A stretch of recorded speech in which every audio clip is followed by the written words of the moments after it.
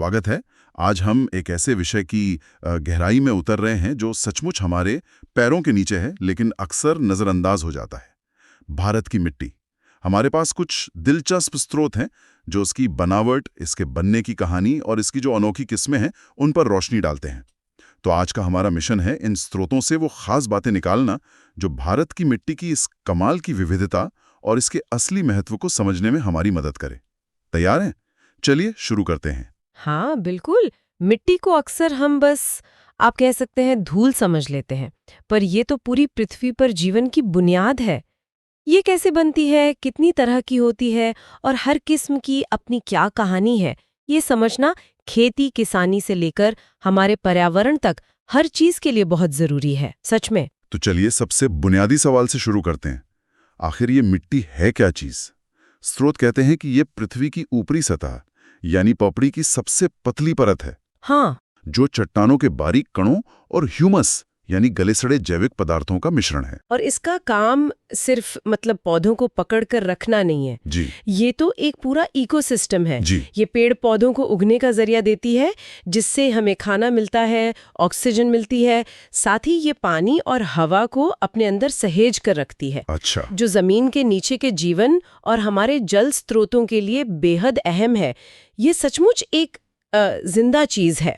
भूविज्ञान के नजरिए से देखें तो स्रोत भारत की मिट्टियों को दो बड़े हिस्सों में बांटते हैं। जी। एक है प्रायद्वीपीय भारत की मिट्टी और दूसरी है अतिरिक्त प्रायद्वीपीय भारत की। इनमें क्या फर्क है? हाँ, ये एक बहुत बुनियादी फर्क है। देखिए, प्रायद्वीपीय मिट्टी जो ज्यादातर दक्षिणी और मध्य भारत में मिलती है, वो वहीं की पुरानी चट्टानों के अपनी जगह पर ही टूटने फूटने से बनती है। जी। मतलब इंस्टू वेदरिंग से। अपनी जगह पर ही? हाँ बिल्कुल, वो मिट्टी सीधे अपनी नीचे वाली चट्टान से ही पैदा होती है। इन्हें अवशिष्ट मिट्टी या रेजिडुअल सॉइल भी कहते हैं। जी। जैसे दक्कन की काली मिट्टी, वो वहीं के ज्वालामुखी चट्टानों से बनी है। अच्छा, तो ये वहीं की पैदाइश है। और दूसरी वाली अतिरिक्त प्रायद्वीपीय? वो मिट्टी है जिससे नदियां, हवा या ग्लेशियर बहाकर कहीं और से लाते हैं और जमा कर देते हैं। ये ज्यादातर उत्तरी मैदानों और तटीय इलाकों में मिलती है।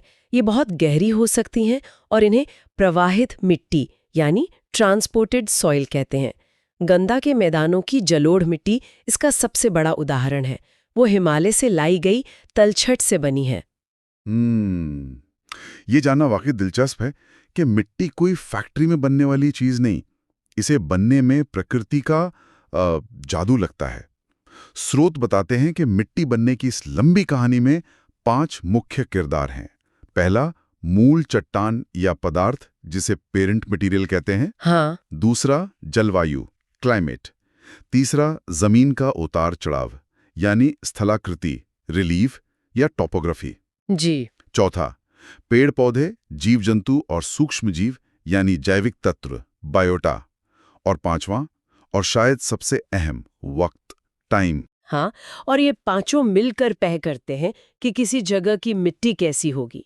सोचिए, एक तरह की रेसिपी है। रेसिपी? अच्छा। हाँ। जिसके तत्व अलग अलग मात्रा में मिलकर अलग अलग स्वाद यानी अलग अलग मिट्टी बनाते हैं। तो सबसे पहले मूल चट्टान, ये कैसे असर डालती है? देखिए, मूल चट्टान तय करती है कि मिट्टी के कण कैसे होंगे, उसका रंग कैसा होगा और उसमें कौन से खनिज ज्यादा होंगे। जैसे मान लीजिए चट्टान बलुआ पत्थर है तो मिट्टी रेतीली होगी। अगर लावा चट्टान है जैसे दक्कन में, तो मिट्टी काली और चिकनी हो सकती है। ये मिट्टी का डीएनए तय करती है एक तरह से। समझ गया। और जलवायु का क्या रोल है, यानी तापमान और बारिश का? जलवायु ये तय करती है कि चट्टानें कितनी तेजी से टूटेंगी, जिसे अपक्षय कहते हैं, और जैविक पदार्थ यानी ह्यूमस कितनी तेजी से बनेगा या सड़ेगा। ज्यादा बारिश वाले गर्म इलाकों में चट्टानें तेजी से टूटती हैं, लेकिन भारी बारिश पोषक तत्वों को बहाकर नीचे भी ले जा सकती है। इसे कहते हैं निक्षालन या लीचिंग। अच्छा, पोषक तत्व बह जाते हैं। हाँ। वहीं कम बारिश और ज्यादा गर्मी वाले इलाकों में पानी भाप बनकर उड़ जाता है और मिट्टी की सतह पर नमक जमा हो सकता है, जिससे लवणीय मिट्टी बनती है। तीसरा था स्थलाकृति यानी जमीन का ढलान वगैरह। ये कैसे मिट्टी को बदलता है? ढलान का सीधा असर पानी के बहाव और मिट्टी के जमाव पर पड़ता है। तेज ढलानों पर मिट्टी पतली होती है क्योंकि पानी उसे बहा ले जाता है। वहीं समतल या निचले इलाकों में मिट्टी जमा होती है, मोटी परत बनाती है और वहां नमी भी ज्यादा रहती है। कभी-कभी निचले इलाकों में पानी जमा होने से दलदली मिट्टी भी बन जाती है। चौथा किरदार है जीवन। पेड़ पौधे, जानवर, कीड़े मकोड़े, बैक्टीरिया, फंगस, ये सब मिट्टी में जान डालते हैं। पत्तियां गिरकर ह्यूमस बनाती हैं जो मिट्टी को उपजाऊ बनाता है।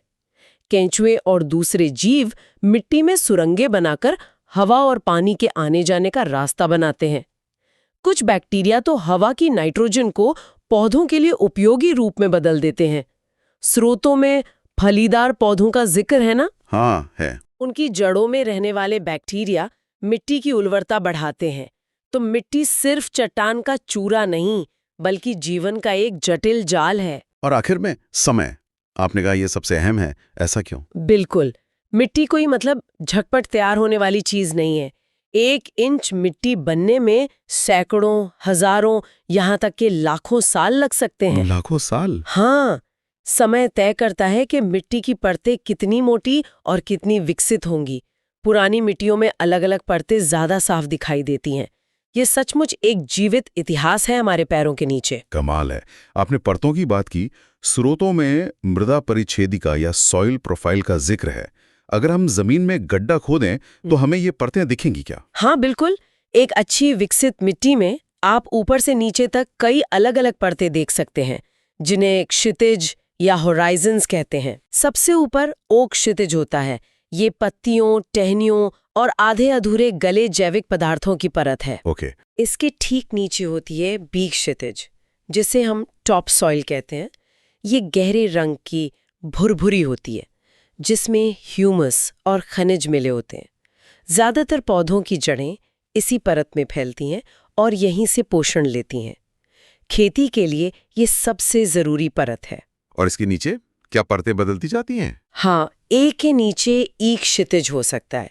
यह हर मिट्टी में नहीं होता, पर जहाँ होता है उसका रंग हल्का होता है, क्योंकि यहाँ से पानी अपने साथ क्ले और कुछ खनिजों को बहाकर नीचे ले जाता है। इसे इल्यूविएशन कहते हैं। फिर आता है बी क्षितिज, जिसे सबसॉइल कहते हैं। यहाँ वो खनिज जमा होते हैं जो ऊपर से बहकर आए, जैसे लोहे या एल्यूमिनियम के ऑक्साइड या कैल्शियम कार्बोनेट।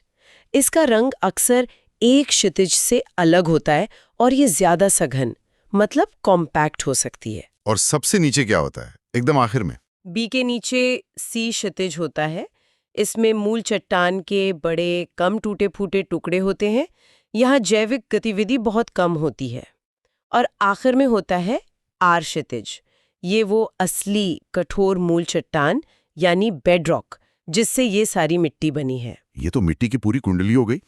अच्छा, स्रोतों में 2 और दिलचस्प प्रक्रियाओं का जिक्र था, केशिका क्रिया, कैपिलरी एक्शन, और पृष्ठ तनाव, सरफेस टेंशन। ये क्या है और मिट्टी से इनका क्या लेना देना है? हाँ, केशिका क्रिया एक कमाल की चीज है। ये वो तरीका है जिससे पानी मिट्टी के बहुत महीन कणों के बीच बनी बारीक नलियों में गुरुत्वाकर्षण के खिलाफ ऊपर की ओर चढ़ता है। अच्छा, जैसे दिए की बाती में तेल। हाँ, बिल्कुल वैसा ही। इसी वजह से पौधे अपनी जड़ों से मिट्टी की गहराई से भी पानी खींच पाते हैं। और पृष्ठ तनाव, सरफेस टेंशन, वो पानी की सतह पर एक अदृश्य खिंचाव या झिल्ली जैसा बनाता है। इसी वजह से पानी की बूंदें गोल होती हैं और कुछ हल्के कीड़े पानी पर चल पाते हैं। मिट्टी के कणों के बीच पानी इसी तनाव की वजह से रुका रहता है।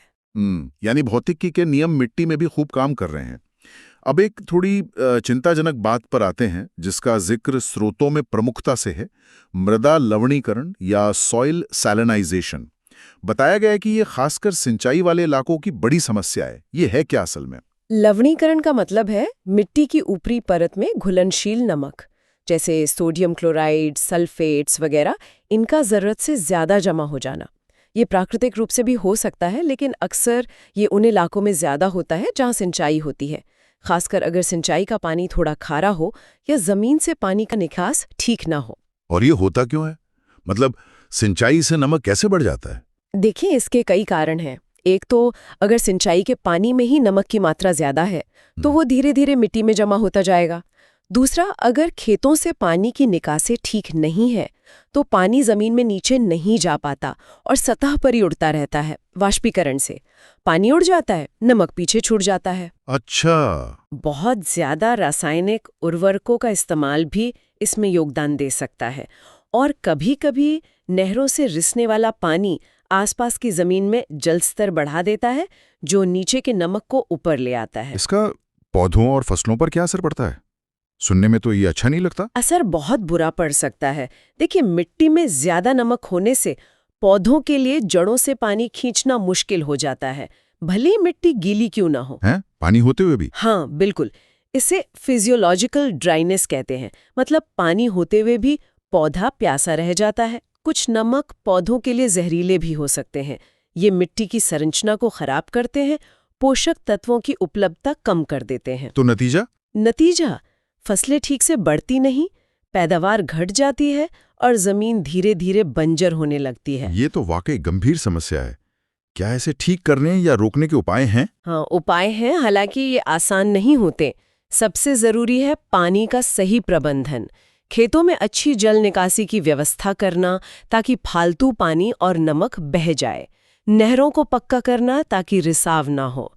सिंचाई के तरीके सुधारना, जैसे ड्रिप इरिगेशन, जिससे पानी कम लगता है और वाष्पीकरण भी कम होता है। मिट्टी में जिप्सम जैसे सुधारक मिलाने से भी मदद मिलती है, खासकर सोडियम वाले नमक को हटाने में। और कभी-कभी ज्यादा पानी से खेत की धुलाई करके, लीचिंग करके नमक को नीचे भेजा जाता है। लवण सहिष्णु फसलें उगाना भी एक विकल्प है। चलिए, अब भारत की मिट्टी के विशाल वर्गीकरण पर नजर डालते हैं। स्रोत बताते हैं कि पुराने जमाने में तो बस 2 ही तरह की मिट्टी मानी जाती थी, उर्वर यानी उपजाऊ और ऊसर यानी बंजर। हाँ, वो बहुत सीधा साधा वर्गीकरण था। आज हम मिट्टी को ज्यादा वैज्ञानिक तरीके से देखते हैं।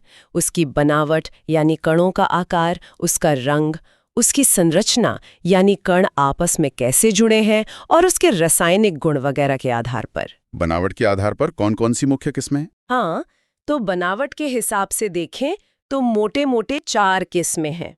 पहली है रेतीली मिट्टी। सैंडी। इसके कण बड़े होते हैं, छूने में किरकिरी लगती है। इसमें हवा आसानी से आती जाती है और पानी तुरंत नीचे चला जाता है। मतलब पानी रुकता कम है और पोषक तत्व भी बह जाते हैं। ओके। दूसरी गाद मिट्टी। सिल्ट। इसके कण रेत से बारीक लेकिन चिकनी मिट्टी से मोटे होते हैं। ये छूने में रेशमी या पाउडर जैसी लगती है। इसमें पानी और पोषक तत्व ठीक-ठाक रुकते हैं। तीसरी है चिकनी मिट्टी। क्ले। इसके कण सबसे बारीक होते हैं। ये गीली होने पर चिपचिपी हो जाती है और सूखने पर पत्थर जैसी सख्त।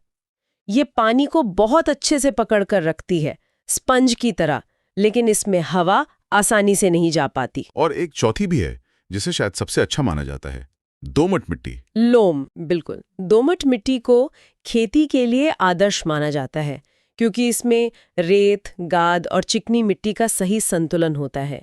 मतलब इसमें तीनों के अच्छे गुण होते हैं, पानी सोखने की अच्छी क्षमता भी, अच्छी जल निकासी भी, और हवा का आना जाना भी ठीक रहता है।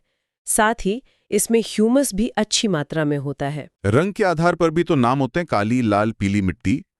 लेकिन स्रोत भारतीय कृषि अनुसंधान परिषद ICAR के एक ज्यादा व्यवस्थित वर्गीकरण की बात करते हैं, जिसमें 8 मुख्य प्रकार बताए गए हैं। हाँ, ICAR का वर्गीकरण भारत में सबसे ज्यादा प्रचलित है। उन्होंने भारत की मिट्टी को मोटे तौर पर 8 बड़े समूहों में बांटा है। जलोढ़ मिट्टी, काली मिट्टी, लाल और पीली मिट्टी, लेटराइट मिट्टी, शुष्क या मरुस्थलीय मिट्टी, वन या पर्वतीय मिट्टी, लवणीय और क्षारीय मिट्टी, और पीठ या दलदली मिट्टी। करीब 40% हिस्से पर। ये बनती कैसे है और कहाँ मिलती है? हाँ, तो जैसा हमने पहले बात की थी, ये प्रवाहित मिट्टी है। इसे मुख्य रूप से हिमालय से निकलने वाली नदियां, गंगा, सिंधु, ब्रह्मपुत्र और प्रायद्वीपीय नदियां अपने साथ बहाकर लाती हैं और मैदानी इलाकों, घाटियां और डेल्टा में जमा कर देती हैं। इसीलिए ये पूरे उत्तरी भारत के विशाल मैदान और पूर्वी व पश्चिमी तटों के कुछ हिस्सों में पाई जाती है। ये भारत की खाद्य सुरक्षा की रीढ़ है, आप कह सकती हैं। और इसकी खासियत क्या है? क्या ये बहुत उपजाऊ होती है? आमतौर पर हाँ, ये काफ़ी उपजाऊ होती है। इसमें पोटाश और चूरा पर्याप्त होता है, लेकिन नाइट्रोजन और जैविक पदार्थों मतलब ह्यूमस की थोड़ी कमी हो सकती है। इसकी भी दो किस्में होती हैं। नई जलोढ़ को खादर कहते हैं, जो नदियों के पास मिलती है और ज़्यादा उपजाऊ होती है। पुरानी जलोढ़ को बांगर कहते हैं, जो थोड़ी ऊंचाई पर मिलती है और इसमें कभी-कभी कंकड़ भी होते हैं। ये खादर से थोड़ी कम उपजाऊ होती है। अच्छा, खादर और बांगर। और फसलें? गेहूं, चावल, गन्ना, दालें, तिलहन, लगभग हर तरह की फसल इसमें उगाई जाती है। अब आते हैं उस मिट्टी पर जिसे कपास मिट्टी भी कहते हैं, काली मिट्टी, ब्लैक सॉइल या रेगुर मिट्टी। इसका ये गहरा काला रंग कहाँ से आता है? इसका काला रंग इसमें मौजूद लोहे के यौगिकों, खासकर टिटेनिफेरस मैग्नेटाइट और ह्यूमस की वजह से होता है। साथ ही इसकी मूल चट्टानें अक्सर बेसाल्टिक लावा होती हैं, जैसे दक्कन के पठार में, जो खुद गहरे रंग की होती हैं। और इसे कपास के लिए इतना अच्छा क्यों माना जाता है? क्या खास बात है? इसकी सबसे बड़ी खूबी है इसकी बनावट। इसमें चिकनी मिट्टी, क्ले बहुत ज्यादा होती है, जिससे ये पानी को बहुत अच्छी तरह सोख कर लंबे समय तक बनाए रखती है। ये कपास जैसी फसल के लिए बहुत जरूरी है, जिसे बढ़ने के दौरान लगातार नमी चाहिए। हाँ, बिल्कुल। और एक और चीज, गीली होने पर ये फूलती है और चिपचिपी हो जाती है, लेकिन सूखने पर इसमें गहरी चौड़ी दरारें पड़ जाती हैं। दरारें? हाँ, गहरी दरारें। इन दरारों से हवा अंदर तक जाती है, जो जड़ों के लिए अच्छा है। इसे स्वतः जुताई या सेल्फ प्लाविंग कहते हैं। अच्छा, स्वतः जुताई। हाँ, पोषक तत्वों की बात करें तो इसमें चूना, पोटाश, मैग्नीशियम, एल्यूमिना अच्छा होता है, पर नाइट्रोजन, फास्फोरस और जैविक पदार्थ कम होते हैं। यहीं पर हम वो यूएसडीए वाली प्रणाली से जोड़ सकते हैं। काली मिट्टी मुख्य रूप से वर्टिसोल्स ऑर्डर में आती है, और वर्टी का मतलब ही है उलटना पुलटना, जो इसकी फूलने और सिकुड़ने वाली प्रकृति को दिखाता है। अच्छा, तो ये स्वतः जुताई वाली बात इसे खास बनाती है। ये मिलती कहाँ है मुख्य रूप से? ये मुख्य रूप से दक्कन के पठार पर फैली है। महाराष्ट्र, मध्य प्रदेश, गुजरात, आंध्र प्रदेश, कर्नाटक और तमिलनाडु के कुछ हिस्सों में।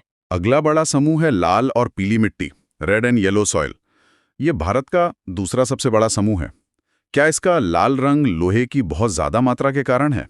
जरूरी नहीं कि लोहे की मात्रा बहुत ज्यादा हो। इसका लाल रंग लोहे के ऑक्साइड जैसे जंग होता है ना, उसके बहुत बारीक कणों के रूप में पूरी मिट्टी में फैले होने की वजह से होता है, मतलब डिफ्यूजन के कारण। खासकर जब चट्टानें पुरानी, क्रिस्टलीय और मेटामॉर्फिक हों। और पीली कब दिखती है? जब इसी मिट्टी में पानी की मात्रा ज्यादा होती है, यानी ये हाइड्रेटेड होती है, तो ये थोड़ी पीली दिखने लगती है। और ये उपजाऊपन में कैसी है, काली मिट्टी से अलग? हाँ, ये आमतौर पर काली या जलोढ़ मिट्टी जितनी उपजाऊ नहीं होती। इसकी बनावट थोड़ी हल्की होती है, पानी रोकने की क्षमता कम होती है, लेकिन हवा का संचार अच्छा होता है। इसमें नाइट्रोजन, फास्फोरस और ह्यूमस की कमी होती है, हालांकि पोटाश हो सकता है। सही मात्रा में खाद और सिंचाई मिले तो इसमें भी अच्छी फसलें जैसे बाजरा, दालें, मूंगफली, तंबाकू उगाई जा सकती हैं। और मिलती कहाँ है ये दक्कन पठार के पूर्वी और दक्षिणी हिस्सों, उड़ीसा, छत्तीसगढ़ और उत्तर पूर्वी राज्यों में मिलती है। और चौथी प्रमुख किस्म है लैटेराइट सॉइल। लैटेराइट सॉइल, इसका नाम सुनने में थोड़ा अलग है। ये कहाँ और कैसे बनती है? लैटेराइट मिट्टी खास परिस्थितियों में बनती है, जहाँ तापमान भी ज्यादा हो और बारिश भी बहुत ज्यादा होती हो, और साथ में गीले और सूखे मौसम बारी बारी से आते हो। ऐसी तेज बारिश और तापमान के कारण चट्टानों की ऊपरी परत से सिलिका और चूना जैसे तत्व घुलकर बह जाते हैं। इसे इंटेंस लीचिंग कहते हैं। अच्छा, सब बह जाता है? हाँ, और पीछे बच जाते हैं लोहे और एल्यूमिनियम के ऑक्साइड्स। इसी वजह से ये मिट्टी अक्सर लाल या भूरे रंग की होती है। तो इस धुलाई, लीचिंग की वजह से ये कम उपजाऊ होती होगी? बिल्कुल। पोषक तत्व बह जाने के कारण ये ज्यादा उपजाऊ नहीं होती और अक्सर अम्लीय, एसिडिक होती है। खेती के लिए इसमें काफी खाद और चूना डालना पड़ता है। लेकिन हाँ, सूखने पर ये ईंट जैसी सख्त हो जाती है, इसलिए इसे भवन निर्माण में इस्तेमाल किया जाता रहा है। अच्छा। उचित प्रबंधन से इसमें चाय, कॉफी, काजू, रबर जैसी बागान फसलें उगाई जाती हैं। ये पश्चिमी घाट, पूर्वी घाट और उत्तर पूर्व के कुछ पहाड़ी इलाकों में मिलती है। आपने बीच में यूएसडीए वर्गीकरण का जिक्र किया था। स्रोत बताते हैं कि आईसीएआर ने भी इसे अपनाया है। क्या ये आईसीआर वाले 8 प्रकारों से अलग है? हाँ, ये एक अलग, ज्यादा विस्तृत और कह सकते हैं वैज्ञानिक प्रणाली है जिसे सॉइल टैक्सोनॉमी कहते हैं। ये मिट्टी के रंग या बनने की जगह के बजाय उसके अंदरूनी गुणों पर आधारित है, जैसे परतों का विकास कैसा है, नमी और तापमान की स्थिति क्या है, रासायनिक गुण क्या है वगैरह। आयकार ने भारतीय मिट्टियों को इसी प्रणाली के बड़े ऑर्डर में वर्गीकृत किया है ताकि उनकी तुलना दुनिया भर की मिट्टियों से की जा सके और उनके व्यवहार को बेहतर समझा जा सके। तो भारत में इस प्रणाली के हिसाब से कौन सी मिट्टियां ज्यादा हैं? क्या आप सभी ऑर्डर्स बताएंगे या मुख्य कौन से हैं? देखिए, सारे विस्तार से बताने के बजाय जो सबसे ज्यादा महत्वपूर्ण है उन पर ध्यान देना बेहतर होगा, नहीं तो जानकारी का बोझ ज्यादा हो जाएगा। भारत में क्षेत्रफल के हिसाब से सबसे बड़ा ऑर्डर है इनसेप्टिसॉल्स, जो लगभग 40% हिस्से पर है। ये नई, बस बननी शुरू हुई मिट्टियां हैं जिनमें परतें अभी ठीक से विकसित नहीं हुई हैं। ये गंगा के मैदानों जैसे इलाकों में खूब मिलती हैं। अच्छा, 40%? हाँ। दूसरा बड़ा ऑर्डर है एंटिसॉल्स, करीब 28%। ये इनसे भी कम विकसित हैं, लगभग बिना परतों वाली, जैसे नदियों के किनारे की बिल्कुल नई मिट्टी या बहुत ज्यादा कटी फटी जमीन पर। ओके। इनके अलावा एल्फिसॉल्स करीब 14% है, जो काफी उपजाऊ, थोड़ी पुरानी वन मिट्टी मानी जाती हैं। वर्टिसॉल्स करीब 8.5% का हमने जिक्र किया। ये काली मिट्टी वाली, फैलने सिकुड़ने वाली क्ले मिट्टी है। हाँ, वो स्वतः जुताई वाली। बिल्कुल। शुष्क इलाकों में एरिडिसॉल्स 4% मिलती हैं और ज्यादा पुरानी, ज्यादा धुली हुई अम्लीय मिट्टी अल्टिसॉल्स 2.5% हैं, जो कुछ हद तक लैटेराइट जैसी होती हैं। तो आप देख सकते हैं कि ये प्रणाली मिट्टी के विकास की अवस्था और गुणों पर आधारित है। हाँ, ये वर्गीकरण मिट्टी की कहानी को एक अलग नजरिए से दिखाता है, उसके गुणों के आधार पर। अच्छा, मिट्टी को समझने के लिए और कौन सी बातें जरूरी हैं जिनका जिक्र स्रोतों में है? बस संक्षिप्त। हाँ, कुछ और गुण भी बहुत महत्वपूर्ण हैं, जैसे संरचना, स्ट्रक्चर, यानी मिट्टी के कण आपस में कैसे जुड़े हैं, ढेले बनाते हैं या दानेदार हैं। ये हवा और पानी के अंदर जाने को प्रभावित करता है। पीएच, जो बताता है मिट्टी अम्लीय है या क्षारीय, और इसका असर पोषक तत्वों की उपलब्धता पर पड़ता है। मिट्टी में हवा की मात्रा जड़ों और सूक्ष्म जीवों के लिए जरूरी है। तापमान पौधों की बढ़त और जैविक क्रियाओं को नियंत्रित करता है। स्थिरता बताती है कि मिट्टी गीली, नम या सूखी होने पर कैसी महसूस होती है, चिपचिपी, भरभुरी या सख्त। और एक चीज है क्रस्टिंग, बारिश के बाद मिट्टी की सतह पर एक सख्त पपड़ी बन जाना, जो नन्हे पौधों को बाहर निकलने से रोक सकती है। तो कुल मिलाके हमने देखा कि भारत की जमीन पर मिट्टी की कितनी शानदार विविधता है। उत्तर के उपजाऊ जानोड़ मैदानों से लेकर मध्य भारत की गहरी काली मिट्टी, दक्षिण और पूर्व की लाल पीली जमीन और खास इलाकों की लैटेराइट तक, हर मिट्टी अपने आप में एक कहानी है, जिसे वहां के पत्थर, पानी, हवा, जीवन और हजारों लाखों सालों के वक्त ने मिलकर लिखा है। बिल्कुल सही कहा। और ये सिर्फ स्थिर जमीन नहीं है, ये एक लगातार बदलने वाली जीवित प्रणाली है। इसकी सेहत का सीधा असर हमारी खेती, हमारे पानी और हमारे पूरे पर्यावरण पर पड़ता है। लवणीकरण जैसी चुनौतियां हमें याद दिलाती हैं कि इस अनमोल संसाधन का ध्यान रखना और इसका प्रबंधन सोच समझकर करना कितना जरूरी है। ये वाकई हमें सोचने पर मजबूर करता है। इन स्रोतों को खंगालने के बाद एक सवाल मन में घूम रहा है। आज हम जलवायु परिवर्तन की इतनी बात कर रहे हैं, बारिश का बदलता मिजाज, बढ़ता तापमान, ये सब आने वाले समय में भारत की इन अलग अलग तरह की मिट्टियों के बनने की प्रक्रिया, उनकी सेहत, उनके उपजाऊपन और उनके सामने आने वाली चुनौतियों को कैसे बदल सकता है? ये यकीनन एक बड़ा सवाल है जिस पर गौर करने की जरूरत है। इस गहरी और जानकारी भरी चर्चा के लिए बहुत बहुत धन्यवाद। धन्यवाद।